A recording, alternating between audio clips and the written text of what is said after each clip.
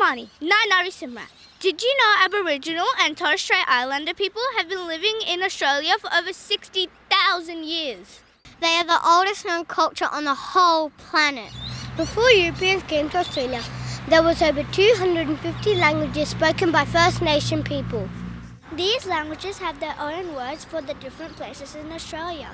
We have learnt the different names of the capital cities and use them every day when we check the weather. Every morning, we check the Bureau of Meteorology site to read information about the day's weather. However, there's a catch. We are not allowed to use the English names for our capital cities. We learnt that Meanjin is Brisbane in Turrbal language. Warang is Sydney in Gadigal language. Nam is Melbourne in Wurrung language. Ngunnawal is Canberra in Ngunnawal language and is also known as Ngambri. Nipaluna is Tasmania in Palawa language. Bulu is Perth in Noongar language. In Garamela is Darwin in Larrakia language. In our favourite city, where we live, in Adelaide, is known as Tanzania in Ghana language.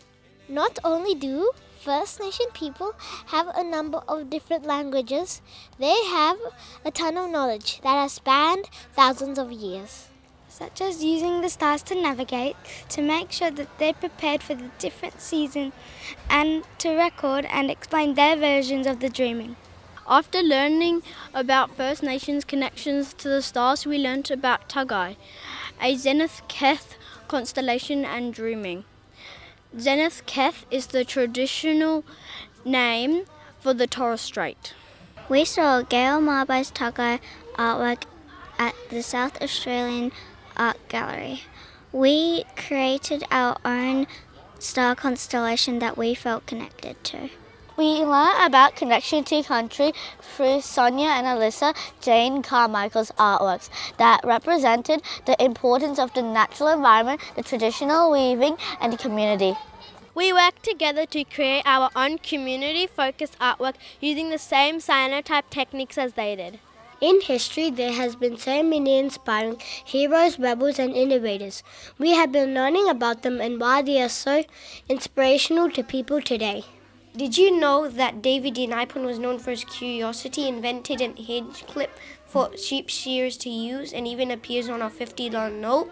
Did you know Patty Garang made friends with William Dawes and they taught each other their languages? This helped to save Darug language so people can still use it today.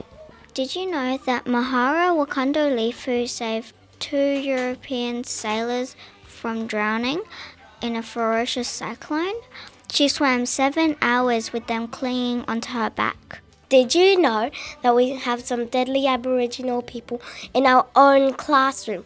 Izzy and Eli share their knowledge and mentor the younger Aboriginal people at our school. They are true legends. It is awesome to learn about the different First Nation cultures in Australia. It helps us to remember how long Aboriginal people have been living here in Australia. We have been privileged to learn, live and play on Kaurna land. This knowledge helps us to remember to look after the environment and to not overuse all the natural resources. We now respect our school environment with greater understanding and care. This got us thinking. We see dual names all around Adelaide, in our parklands, in the suburb where our school is, and at special locations around our city. If the Australians are using the Bureau to check the weather every day, how awesome would it be for everyone to connect with the traditional place names for each of our capital cities? This small change can make a big